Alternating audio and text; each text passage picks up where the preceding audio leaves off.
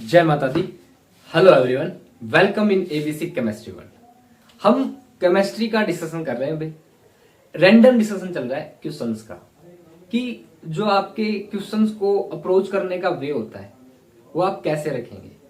Okay, जब NEET का exam हो रहा है या आपके बोर्ड्स के एग्जाम है, एक एक नंबर के जो क्वेश्चन आते हैं, ठीक है, कोई पार्टिकुलर आपकी पूरी एनसीईआरटी से, प्लस टू की एनसीईआरटी से कैसे आप क्वेश्चन को अप्रोच करें। एक एक नंबर के क्वेश्चन है, आप कैसे अपना दिमाग इस बात पे, आपका दिमाग अपने आप एक्टिवेट हो कि हाँ भाई केमिस्ट्री में कहीं ना कहीं क्वेश्चन है और आपको किसी क्वेश्चन का पता नहीं। तो इस बेस पे हम क्या कर रहे हैं, अभी रैंडमली क्वेश्चन अटेम्प्ट कर रहे हैं। ओके, और क्वेश्चंस ऐसे हैं जो आपके एनटीए अभ्यास टेस्ट में पूछे जा चुके हैं केमिस्ट्री के अंदर, और जनरली आपके बोर्ड एग्जाम्स में पूछे जाते हैं। ओके, देखिए आज क्या है। आज हम क्या पढ़ेंगे, आपके सामने 74%, 68% और 52.4% कुछ परसेंटेज नंबर मैंने आपको दे रखे हैं। ठीक है, क्या बता रहे हैं ये, क्या कहेंगे, देखिए इसके बारे में बात करते हैं। बोला जो आपका 74% है, ये आपकी एनसीईआरटी के सॉलिड स्टेट में पैकिंग एफिशिएंसी होती है फेस सेंटर्ड क्यूबिक की। तो फेस सेंटर्ड क्यूबिक की पैकिंग एफिशिएंसी कितनी होती है, दैट इज 74%। डायरेक्ट ये क्वेश्चन पूछेंगे, that is FCC, face centred cubic. Face centred cubic की पैकिंग एफिशिएंसी 74% होती है। मतलब जो आपकी फेस सेंटर्ड क्यूबिक होती है, इसमें एटम प्रेजेंट होते हैं कॉर्नर पे, साथ में फेस के सेंटर, मान लो फेस है तो फेस के सेंटर पे प्रेजेंट होते हैं। कुल 4 एटम होते हैं। 4 एटम्स का जो वॉल्यूम है बाई में यूनिट सेल का वॉल्यूम, इस रेशियो को हम क्या कहते हैं, पैकिंग फ्रैक्शन कहते हैं। मल्टीप्लाई बाई 100 कर दे तो ये पैकिंग एफिशिएंसी बन जाती है।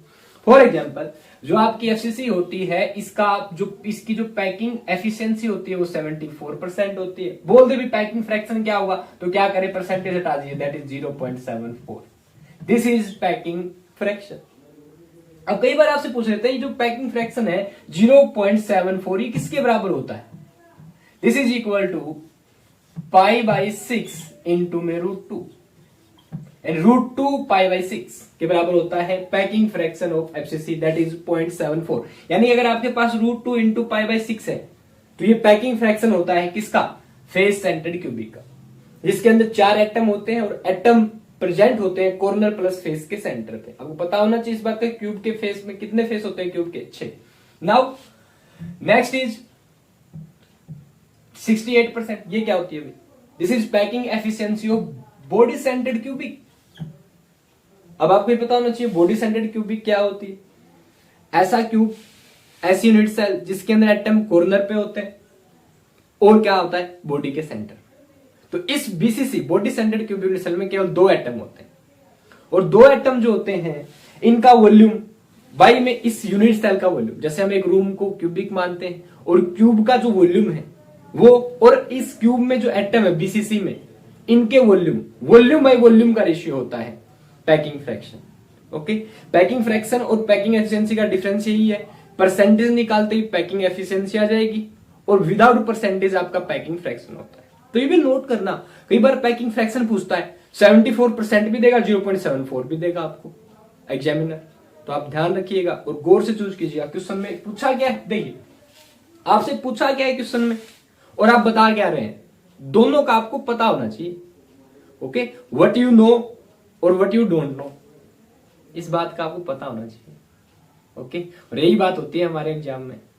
ठीक है, क्या पूछा है और आप बता क्या रहे हो, मैटर करता है भाई। ठीक है, छोटी छोटी मिस्टेक्स हम यही करते हैं, हम कई बार देख लेते हैं और हमारा दिमाग उस क्वेश्चन को किसी और तरीके से पढ़ लेता है।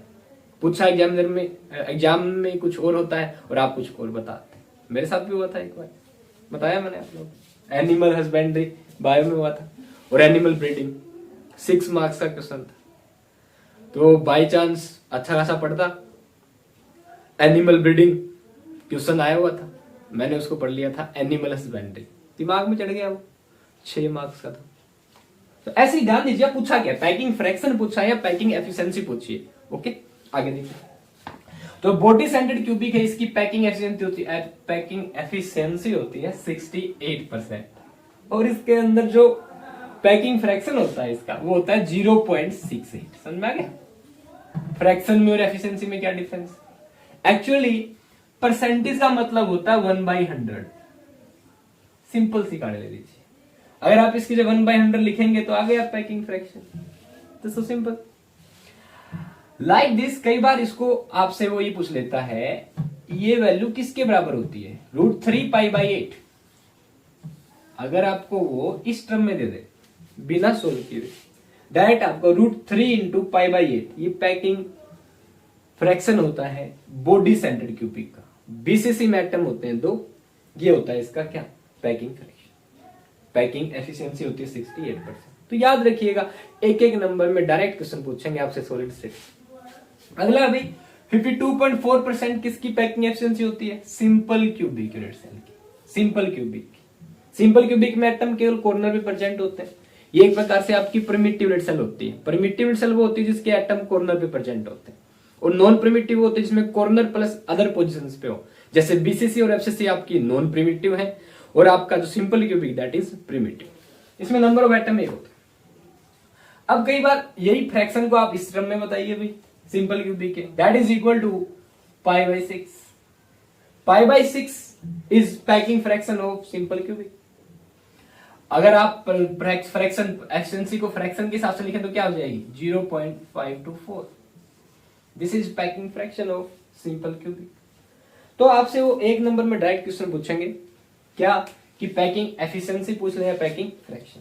तो ये तो आपसे पूछेगा भी कि एटम्स कितना स्पेस ऑक्यूपाई करते हैं। इससे रिवर्स भी पूछ सकते हैं आपसे कि बताइए वॉइड, खाली स्पेस। देखो एटम ने यूनिट सेल में जितना स्पेस ऑक्यूपाई कर लिया, ये तो हमें पैकिंग एफिशिएंसी या पैकिंग फ्रैक्शन बता देता है। अब इतना खाली स्पेस जो बचा है वॉइड कहते हैं। पूछ लेते हैं what will be the percentage of void in FCC. अब देख लीजिए 74% अगर ऑक्यूपाइड है स्पेस, तो वॉइड खाली स्थान कितना बच गया 100 में से, 26% इज वॉइड। ऐसे ही 68% अगर बीसीसी में पैकिंग एफिशिएंसी है, तो वॉइड की परसेंटेज बताइए कितनी होगी, 32%। ऐसे ही अगर आपका 52.4% सिंपल क्यूबिक में क्या है, पैकिंग एफिशिएंसी है, बताइए इसके अंदर वॉइड कितना होगा, बताइए भाई कितना वॉइड होगा, 47.6%। ओके 47.6%। डन है गाड़ी, ये क्या होगा आपका वॉइड। तो दोनों तरीके से क्वेश्चन पूछेंगे। अब पूछा क्या है ये आपको पता होना चाहिए। ओके आगे देखिए भाई, अब हम देखेंगे about what is Arrhenius equation. Arrhenius equation क्या होती है और इसका सिग्निफिकेंस क्या है। आर्हेनियस इक्वेशन होती क्या है ये बताना आपको, और इसका सिग्निफिकेंस बताना है। देखिए आर्हेनियस इक्वेशन क्या होती है बेटा, K is equal to A into में E की power minus EA/RT। This is Arrhenius equation. क्या है अभी इसके अंदर, this K is rate constant, this is exponential function, ये होता है आपका exponential function, this A is pre exponential factor. Exponential function के आगे होता है, और ये A देखिए आर्हेनियस से मैच कर रहा है, आर्हेनियस फैक्टर भी कहते हैं इसे, also known as frequency factor भी कह देते हैं, प्री एक्सपोनेंशियल फैक्टर भी कहते हैं इसको, आर्हेनियस फैक्टर भी कहते हैं, आर्हेनियस कांस्टेंट भी कहते हैं। E की पावर माइनस EA, ये EA क्या है, एक्टिवेशन एनर्जी। ठीक है, कि आप रिएक्टेंट को प्रोडक्ट में कन्वर्ट करने के लिए और कितनी अमाउंट ऑफ एक्स्ट्रा एनर्जी देते हो, यानी कि दूसरी भाषा में बात करें तो जब आपका, देखिए आप जनरली कोई कागज जलाते हो तो क्या होता है, कागज अपने आप नहीं जलने लगता। तो कागज कब जलने लग जाए, आप थोड़ा सा तिल्ली जलाते हो और एक्टिवेशन एनर्जी दे देते हो, कि कागज क्या जलने कुछ एनर्जी देते हो, तिल्ली की फॉर्म में एनर्जी हीट देते हो तो कागज जलने लग जाता है। देखिए अब रिएक्टेंट को प्रोडक्ट में कन्वर्ट करने के लिए, ठीक है, या रिएक्टेंट है ना अगली प्रोसेस में जाना शुरू कर दे, रिएक्शन करना शुरू कर दे, इसके लिए जो अमाउंट ऑफ एक्स्ट्रा एनर्जी आप देते हो उसे क्या कहते हैं, activation energy, that is EA। This EA is activation energy of the reaction. This R is universal gas constant और T इज टेम्परेचर, क्या आपने रिएक्शन है वो किस टेम्परेचर पे करवा रखी है। सीधी सी बात, अभी रेट कांस्टेंट को बताती है आर्हेनियस इक्वेशन टेम्परेचर के हिसाब से। सुनिएगा सिग्निफिकेंस क्या होता है आर्हेनियस इक्वेशन का, ये बताती है K is equal to A into E की power minus EA/RT। Effect of temperature, significance of Arrhenius equation that it tells us about the effect of temperature on rate constant of a reaction। Effect of temperature on rate constant of a reaction is told by Arrhenius equation. Arrhenius ने क्या किया भाई, अपनी जो equation दी उसमें temperature का effect बताने के लिए रेट ऑफ ए रिएक्शन पे, दिस इज रेट कांस्टेंट जो रेट ऑफ रिएक्शन को बताता है, टेम्परेचर का इफेक्ट बताने के लिए, यही इसका क्या होता है सिग्निफिकेंस। कई बार अब हम क्या करते हैं, इसके दोनों तरफ लॉग लगा देते हैं, नेचुरल लॉग अप्लाई करते हैं दोनों तरफ। अब हमने क्या किया, नेचुरल लॉग अप्लाई करने के साथ सीधा क्या कर दिया, साथ साथ लॉग बेस 10 अप्लाई कर दिया, जो आपका सिंपल लॉग होता है, जिसका बेस क्या होता है 10। देखिएगा जब हमने इसके ऊपर नेचुरल लॉग अप्लाई किया, natural log k is equal to natural log A into में ई की power minus E A by R T. ठीक है, पावर में देखिए लॉग की प्रॉपर्टी होती है, अगर दो चीजें मल्टीप्लीकेशन में है तो ऐड हो जाती है। सिंपल सी आंसर देखिए, natural log is equal to natural log A plus natural log E की power minus E A by R T. अब नेचुरल लॉग और लॉगरिथम एंड एक्सपोनेंशियल फंक्शन जो होते हैं वो आपस में कैंसिल हो जाते हैं डायरेक्ट। ओके, क्या बचा, नेचुरल लॉग ए सीधा आ जाएगा, माइनस माइनस का निशान E A by R, simple. तो log k is equal to log a minus E A by R. अब आपको इस बात का पता होना चाहिए कि जो नेचुरल log होता है ये बराबर होता है आपका log जिसका बेस क्या हो e, इसके बराबर होता है। और ये किसके इक्वल होता है भाई, 2.303 इंटू log जिसका बेस कितना हो 10, ये वाला। ओके, अब इसमें हम क्या करेंगे, जो आपका नेचुरल log है इसको कन्वर्ट करेंगे log बेस 10 में, तो क्या करें 2.303 से मल्टीप्लाई हो जाता है, क्लियर। तो इसकी जगह हम क्या लिख देंगे 2.303 log 10, नेचुरल log की जगह लिख दिया हमने, यहां पे लिखा फिर 2.303, यहां पे further E A by R T है। क्या किया, पूरी इक्वेशन को हमने फिर 2.303 से डिवाइड कर दिया। जब डिवाइड करेंगे तो यहाँ पे क्या बचेगा, 2.303 यहाँ पे आया था वो हट गया, इसके आगे वाला भी हट गया, यहाँ पे डिवाइड में आ गया। तो ओवरऑल आपकी आरएनएस इक्वेशन क्या आ जाती है, in term of one temperature effect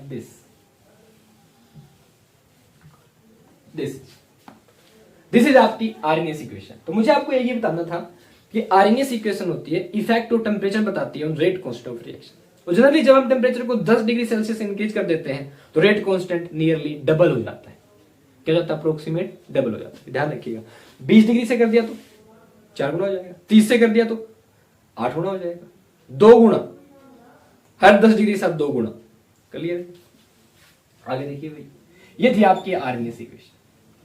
आप इसके साथ दो टेम्परेचर्स पे रेट कांस्टेंट को कंपेयर कर सकते हैं with the help of RNS equation. वो इक्वेशन क्या बनती है आपकी, that is log k2 by में k1 equal to E A by 2.303 r into में 1 by T1 minus 1 by T2। इसमें क्या होता है, ध्यान से देखिए, आप दो अलग अलग टेम्परेचर पे कंपेयर कर सकते हैं। T1 टेम्परेचर पे रेट कांस्टेंट K1 है और T2 पे क्या है K2, क्लियर। क्या करेंगे, यहां पे हमें कंफ्यूजन होता है कि यहां पे क्या लें, तो जो नीचे होता है ना वो पहले आएगा, ऐसे समझ लीजिए, ठीक है। अदरवाइज आप इसमें K1 अप्लाई करेंगे, यहां पे एक पार्टिकुलर रिएक्शन के लिए आपका ये जो log A आरएनएस कांस्टेंट होता है, ये कांस्टेंट होता है, और एक पार्टिकुलर रिएक्शन के लिए आपकी एक्टिवेशन एनर्जी भी कांस्टेंट होती है, और R तो यूनिवर्सल गैस कांस्टेंट होता है। तो अप्लाई करके देखिएगा और मैथमेटिक्स निकाल के लेके आइएगा, या कोशिश कीजिए भी मैथमेटिक्स निकालने की, ठीक है। या सिंपल तरीका जब आप कर लेंगे इसको, log k2 बाई k1 करेंगे तो 1 by T1 minus 1 by T2, नीचे वाला आएगा भी ये पे पहले, मान लो उल्टा होता है ये, इसको मैं K1 कर दूं, इसको K2, कुछ नहीं करना, यहाँ पे कर लो, पहले नीचे वाला लेना आपको, यहाँ पे T2 कर लीजिए, यहाँ पे T1 कर लीजिए, सिंपल सी बात, यहाँ पे माइनस। ओके, ये आपकी आरएनएस इक्वेशन थी। हमें केवल ये डिस्कस करना था कि K is equal to A into E की power minus E by R T क्या होती है आरएनएस इक्वेशन। फिर आप बताएंगे क्या होता है, K होता है rate constant of reaction, A होता है आरएनएस कांस्टेंट, E है एक्सपोनेंशियल फंक्शन, EA है एक्टिवेशन एनर्जी, R है यूनिवर्सल गैस कांस्टेंट और T है टेम्परेचर जिस पे आप रिएक्शन करवा रहे हैं। ओके, तो ये क्या था आपका आरएनएस इक्वेशन, आपको आरएनएस इक्वेशन बतानी थी। ओके जी, अब हम क्या डिस्कस करेंगे, देखिएगा हिंसबर्ग रिएजेंट, कि हिंसबर्ग रिएजेंट क्या होता है, ये डिस्कस करेंगे। The third point is what is Hinsberg reagent, और ये क्या काम आता है। ओके, ये देखना, देखिए चलिए देखते हैं हिंसबर्ग रिएजेंट क्या होता है। सबसे पहले बेंजीन बना लीजिए भाई, ये बेंजीन, फिर आपका SO2 sulfonyl chloride. Benzene sulfonyl chloride is known as Hinsberg reagent. ठीक है, benzene SO2Cl, S double bond यहां पे Cl हो जाए, तो बेंजीन सल्फोनिल क्लोराइड को हम क्या कहते हैं, हिंसबर्ग रिएजेंट। क्या काम आता है, हेल्प करता है to distinguish primary, secondary and tertiary amine. Primary, secondary और टर्सरी अमाइन के साथ कैसे रिएक्शन करता है, इस बेस पे ये हम डिस्टिंग्विश कर देगा टर्सरी को सेकेंडरी से, सेकेंडरी को प्राइमरी से। देखिएगा, जो आपका टर्सरी अमाइन है वो हिंसबर्ग रिएजेंट के साथ रिएक्शन नहीं करता। क्यों भाई, इसके पास हाइड्रोजन नहीं होता। लेकिन आपके जो सेकेंडरी और प्राइमरी है, ये दोनों रिएक्ट कर लेते हैं हिंसबर्ग रिएजेंट के साथ, क्योंकि इनके पास हाइड्रोजन होता है। ओके, जो आपका सेकेंडरी होता है इसके पास एक हाइड्रोजन होता है, जो प्राइमरी होता है इसके पास दो हाइड्रोजन होता है। तो जो आपका हिंसबर्ग रिएजेंट है प्राइमरी सेकेंडरी दोनों के साथ रिएक्ट करता है, लेकिन टर्सरी के साथ रिएक्ट नहीं करता। इसका मतलब जैसे ही आपने हिंसबर्ग रिएजेंट तीन, मान लो आपके पास बीकर है, उनके अंदर आपने एक में टर्सरी अमाइन ले रखा है, एक में सेकेंडरी ले रखा है, एक में क्या ले रखा है, प्राइमरी। तो हिंसबर्ग रिएजेंट डालते ही टर्सरी तो रिएक्ट नहीं करेगा, प्राइमरी सेकेंडरी क्या कर जाएंगे, रिएक्ट, टर्सरी तो अलग हो जाएगा तुरंत। अब प्राइमरी सेकेंडरी को कैसे अलग करेंगे भाई, फर्दर अगले स्टेप में इनकी रिएक्शन करवा देते हैं KOH के साथ। किसके साथ करवा देते हैं भाई, KOH के साथ। अब जो आपका सेकेंडरी है KOH के साथ रिएक्शन नहीं करता, लेकिन जो आपका प्राइमरी होता है ये KOH के साथ रिएक्ट कर लेता है। यानी KOH में सोल्यूबल होता है कौन, प्राइमरी, सेकेंडरी KOH में सोल्यूबल नहीं होता। जनरली कई बार सोल्यूबिलिटी का क्या चक्कर है, अगर वो उसके साथ रिएक्ट कर लेता है, इसका मतलब वो, मान लो आपके पास एक कंपाउंड, ये दोनों, ये आपका एक सोलवेंट है, ये आपका एक कोई भी रिएक्टेंट मान लीजिए। ठीक, अब मान लो ये रिएक्टेंट इसके अंदर घुल जाता है, तो इसका मतलब इसने इसके साथ रिएक्शन कर ली। नहीं घुलता है, रिएक्शन नहीं की। अब रिएक्शन कर ली, इसका मतलब इसमें सोल्यूबल है, नहीं की, नहीं घुला, सोल्यूबल नहीं है। तो इस तरीके से आपका जो हिंसबर्ग रिएजेंट है वो हेल्प करता है इन डिस्टिंग्विशिंग प्राइमरी, सेकेंडरी और टर्सरी अमाइन। तो प्राइमरी अमाइन, सेकेंडरी और टर्सरी अमाइन को आप अलग अलग कर सकते हो with the help of Hinsberg reagent. ठीक, मुझे आपको क्या बताना था, हिंसबर्ग रिएजेंट क्या होता है। Benzene sulfonyl chloride is known as Hinsberg reagent. Okay, helps in the helps to distinguish primary, secondary and tertiary amine. Just so simple. अब आप क्या कीजिए भाई, अगला क्वेश्चन देखिए, व्हाट इज लुकास रिएजेंट। आपका लुकास रिएजेंट क्या होता है ये बताना। व्हाट इज लुकास रिएजेंट, देखिएगा, HCl गैस और एनहाइड्राइड ZnCl, एनहाइड्राइड ZnCl2 के साथ HCl गैस का जो मिक्सचर है ये बनाता है आपका Lucas reagent. HCl gas with anhydride ZnCl2 is known as Lucas reagent, Lucas reagent. Okay, अब ये क्या काम आता है, देखिए ये आपका प्राइमरी, सेकेंडरी और टर्सरी अमाइन को हिंसबर्ग रिएजेंट अलग करने में, डिस्टिंग्विश करने में हेल्प करता है।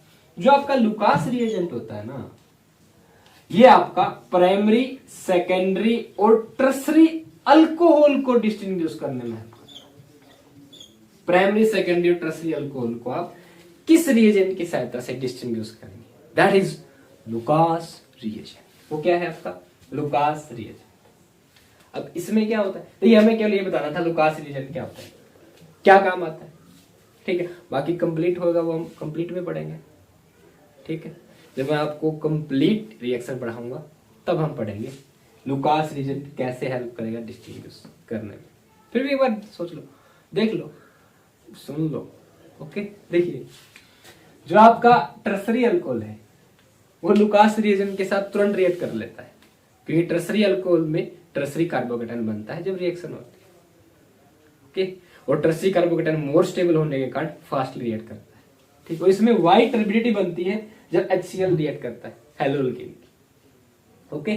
तो टर्सरी आपका अल्कोहल तुरंत रिएक्ट कर लेता है लुकास रिएजेंट के साथ, सेकेंडरी थोड़ा गर्म करने पे 5-4 मिनट में, और जो आपका प्राइमरी नहीं करता 30-40 मिनट तक हीट करो फिर करेगा, मतलब से यही समझ लो नहीं करता, ओके। जो आपका टर्सरी अल्कोहल है ये तुरंत रिएक्ट कर लेता है लुकास रिएजेंट के साथ, वाइट टर्बिडिटी अपीयर होती है जैसे ही आपने टर्सरी अल्कोहल में लुकास रिएजेंट डाल दिया। मान लीजिए ये आपने टर्सरी अल्कोहल रखा है, इसके साथ में लुकास रिएजेंट डाल दिया तुरंत वाइट टर्बिडिटी बन जाएगी, समझ आ गया। सेकेंडरी है अल्कोहल 5 मिनट लगेंगे, गर्म भी करना पड़ेगा आपको। Primary, okay. तो इस तरीके से आप लुकास रिएजेंट की हेल्प से primary alcohol, secondary alcohol, tertiary alcohol को डिस्टिंग्विश करेंगे। हिंसबर्ग रिएजेंट की सहायता से आप किसको डिस्टिंग्विश करेंगे, प्राइमरी, सेकेंडरी, टर्सरी अमाइन को, ठीक। अब कई बार ये ना, ये एक फोस्जीन एक गैस है, जहरीली गैस फोस्जीन, जो क्लोरोफॉर्म के ऑक्सीडेशन से बन जाती है भाई। कौन? फोस्जीन, COCl2 इसका फॉर्मूला है, इसे फोस्जीन कहते हैं। ये पॉइजनस गैस होती है, highly poisonous and toxic gas. अब देखिए इसका क्या मतलब, क्या पूछा है आपसे, क्या पूछना चाहता है इसको दिखा के वो, C डबल बॉन्ड O, इस तरफ भी C और इस तरफ भी C। मुझे आप यानी कि एग्जामिनर आपसे क्या पूछेगा, phosgene, what is the IUPAC name of the phosgene, ये पूछेंगे आपसे। IUPAC नेम क्या होता है फोस्जीन का, ये पूछेंगे आपसे, ठीक। बता दोगे? बताओ, ट्राई करो, कोशिश करो बताने की, जस्ट ट्राई टू मेक। देखिएगा, क्या बताऊं, ये कौन सा फंक्शनल ग्रुप है, this is acyl halide group. OL chloride functional group में इसका नाम आता है as secondary suffix. OL chloride आपके सामने दिया गया है, functional group is OL chloride. Carbon का नंबर इसमें 1, और ये क्या है उसी पोजीशन पे क्या, क्लोरीन। तो एक कार्बन है तो आप बता भी सकते हो, और नहीं भी जरूरी नहीं है। क्या नाम बन जाएगा बताइए? क्लोरीन क्या होता है, साइड ग्रुप के रूप में काम करता है। बताइए क्या होएगा? 1 पे, मान लो इसको 1 नंबर देते हैं अपन, 1 पे क्लोरीन, 1 पे क्लोरो, क्लोरीन के लिए क्लोरो शब्द इस्तेमाल करेंगे वर्ड। 1 पे क्लोरो मिथ, कार्बन कार्बन का सिंगल बॉन्ड, एक ही कार्बन है, सिंगल ही बॉन्ड, डबल बॉन्ड ऑक्सीजन के साथ नहीं, कार्बन कार्बन के साथ देखते हैं ANE9 लगाने के लिए, तो दूसरा कार्बन नहीं तो एन लगाएंगे, तो क्या नाम हो गया? 1 पे क्लोरो CHLORO, मिथ एक कार्बन है इसलिए, एन ओ आते ही ईयर जाएगा OL क्लोराइड। क्या नाम है अभी इसका? 1 पे chloro methane OL chloride. OL chloride तो लेते हैं ना हम सफिक्स के तौर पे।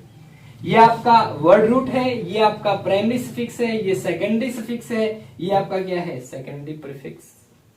तो 1 पे क्लोरो या chloromethanoyl chloride is known as phosgene. The IUPAC name of phosgene is chloromethanoyl chloride.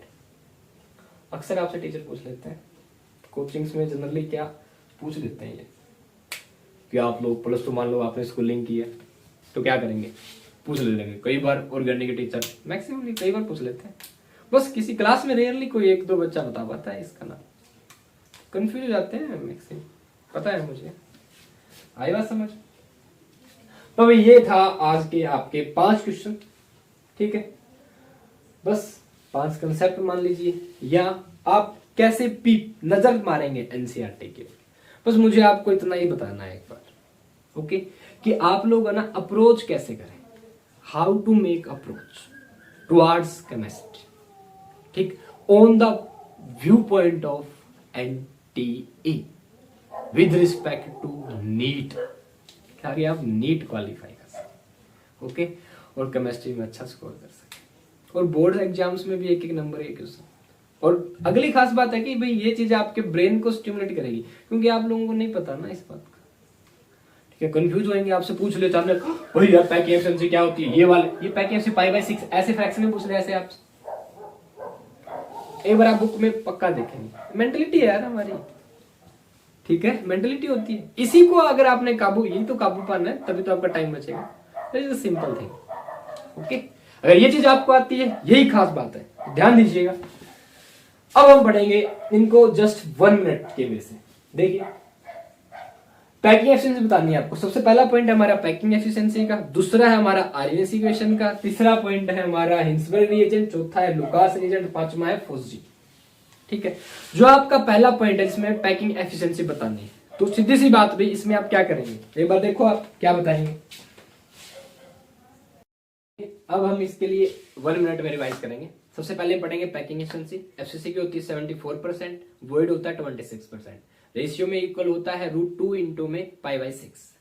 Simple cubic की पैकिंग एफिशिएंसी होती है 52.4%, आपका पैकिंग फ्रैक्शन होता है 0.524, वॉइड होते हैं आपके 47.6%, 0.476 आपका क्या होता है वॉइड का fraction. Number of atom simple cubic में 1 होता है। सिंपल क्यूबिक में रेशियो के टर्म में देखेंगे तो कितना होता है π/6। ऐसे ही बीसीसी के अंदर आपका पैकिंग एफिशिएंसी होती है 68%, पैकिंग फ्रैक्शन होता है 0.68 और आपका रेशियो के टर्म में होता है √3 into π/8, √3 into π/8। That is packing efficiency and packing fraction. Percentage का मीनिंग होता है 1/100। ओके, उसके बाद आरएनएस इक्वेशन बताती है रेट कांस्टेंट के ऊपर टेम्परेचर का इफेक्ट। टेम्परेचर चेंज करोगे तो रेट ऑफ रिएक्शन बढ़ जाती है जनरली। अगर आपने 10 डिग्री सेल्सियस टेम्परेचर चेंज कर दिया, rate of reaction generally double हो जाती है। रेट कांस्टेंट कितना हो जाता है, डबल हो जाता है। ध्यान रखिए, K is equal to A into E की power minus E by RT। A जहां पे आरएनएस कांस्टेंट कह सकते हो आप, E exponential function, E activation energy, R universal gas constant, T क्या आपका टेम्परेचर।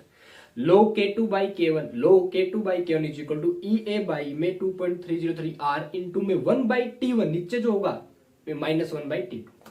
या आरएनएस इक्वेशन। फिर आपका हिंसबर्ग रिएजेंट क्या होता है, benzene sulfonyl chloride, benzene SO2Cl is known as benzene sulfonyl chloride. Hinsberg reagent कहते हैं इसको। प्राइमरी सेकेंडरी टर्शियरी आयन को डिस्टिंग्विश करने में हेल्प करता है। रीजन अभी सीधा नाइट्रोजन के साथ हाइड्रोजन कितने जुड़े हुए होते हैं। ठीक है, 2 होते हैं प्राइमरी में, 1 होता है सेकेंडरी में, टर्शियरी में कोई नहीं होता। इसी बेस पर रिएक्शन हो जाती है। फिर KOH के साथ प्राइमरी सेकेंडरी को डिस्टिंग्विश कर लेते हैं। लुकास रिएजेंट होता है HCl mixture of HCl gas with anhydride Cl2। Lucas reagent primary secondary tertiary ion को प्राइमरी सेकेंडरी टर्शियरी अल्कोहल को डिस्टिंग्विश करने में हेल्प करता है। ये कंफ्यूजन होता है कई बार, ठीक है, बोल देते हैं जैसे प्राइमरी सेकेंडरी टर्शियरी अल्कोहल को डिस्टिंग्विश करने में हेल्प करता है लुकास रिएजेंट। जो आपका फोस्जीन होता है COCl2 होता है फॉर्मूले में, और जो आपका नेम है इसका IPC that is chloromethanol chloride. Okay जी, ऑल द बेस्ट, अच्छे से पढ़िए और वे रखिए अपना how you can make toward NCERT approach कीजिए towards question. That is the most important thing. ठीक है, मस्त रहिए, हैप्पी रहिए और पढ़ते रहिए। कुछ ही समय बचा है आपके एग्जाम्स के लिए। ऑल द बेस्ट, जय माता दी।